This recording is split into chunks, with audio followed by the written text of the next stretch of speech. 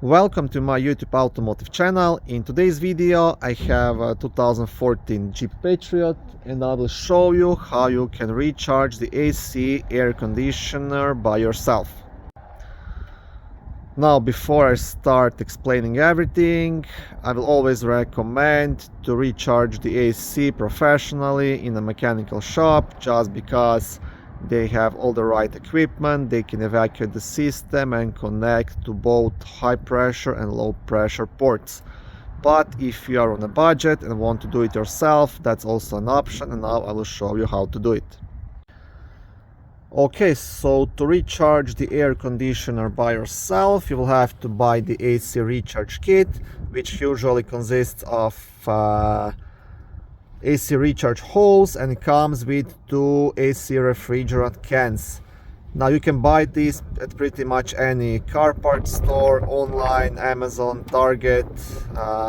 I've even seen it in a grocery stores last summer, so it's very easily available, and the usual price is around $50. If on sale, you can find it even cheaper.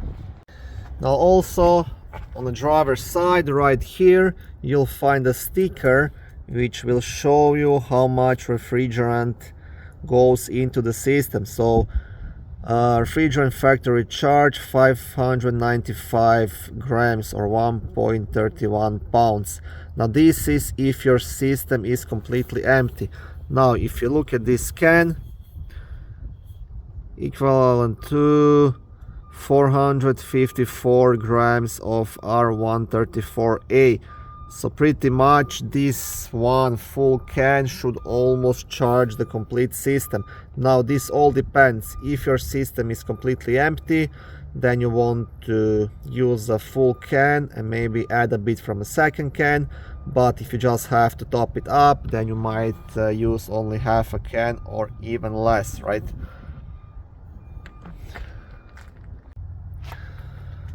So how this will work: first you will screw the can onto this side of the recharge hose, then you will connect the other side to the low pressure charging port, and then you will pierce the can by turning this knob all the way in.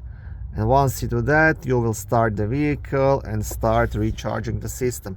Very important thing, you always have to keep monitoring this gauge, and you want to make sure it's not in the red. If you overcharge the system, you risk damaging the AC compressor, so you want to be here in the yellow markings, right?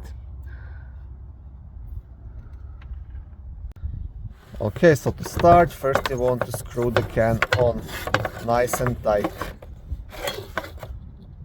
And once that is done, you will connect the other side to the low pressure charging port, which is located right here. It's gonna say L on it.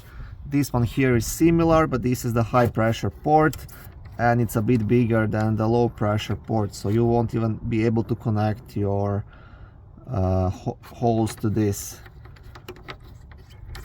So I want to remove this cap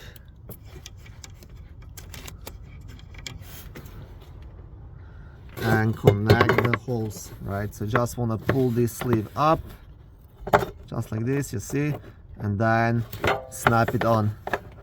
This is very easy to do.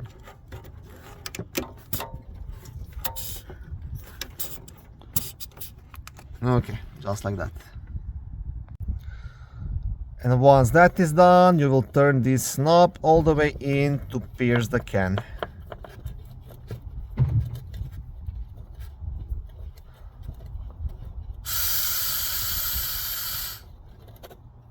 Okay, and now everything is ready to start charging the AC. And now you can proceed inside the vehicle and start it. Okay, so start the vehicle. And now what you want to do, you want to set the temperature to the coldest, fan speed to the highest setting. You want to turn the air circulation inside the cabin, and of course you want to turn the AC on as well. So this is what you need. And once it is set, you can proceed outside and start charging the system. Okay, so I hope you'll be able to hear me because the engine is quite loud.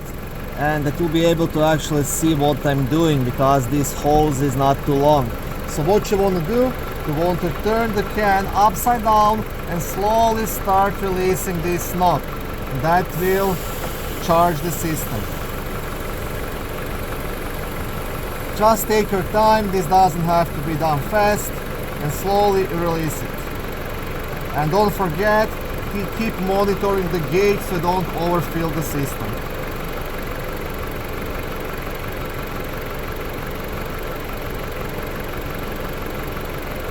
So what I like to do when I maybe half a can done, I like to take a break, proceed inside the vehicle and see if I can feel any difference in the air being blown.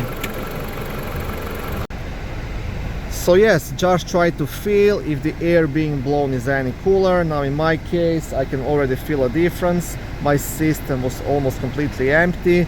I used half a can and I can definitely feel quite a difference. Before I started, the air being blown was kind of warm, and now it's cold. It's not stone cold yet, but this is working out for me. Now I will proceed to charge the system. Okay, so just keep turning this knob until you are happy with the results and your gauge is in the yellow. Once again, be careful not to overcharge it.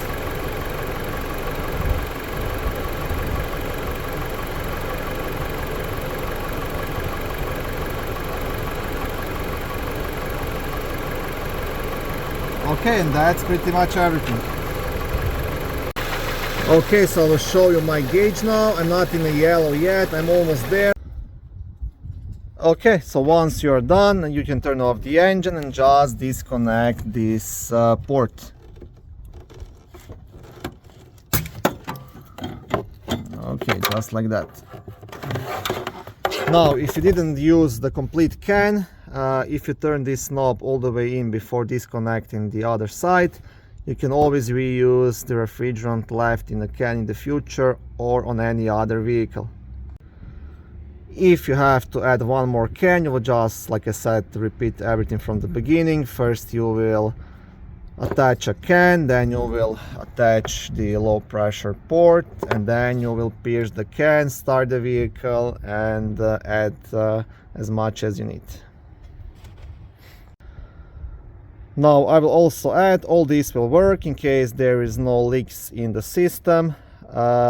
If you have a major leak in the AC lines, or if your AC compressor is not working, in that case unfortunately you will not be able to charge it. You will have to take the vehicle to a mechanical shop for the proper diagnostics and have it fixed before you can recharge it. In case you have a small leak, you can try using something like this. It's called a stop leak. Now this helps to seal and condition O-rings and minor AC system leaks. I tried using it a couple of times and it actually does work, but like it says, only for minor leaks.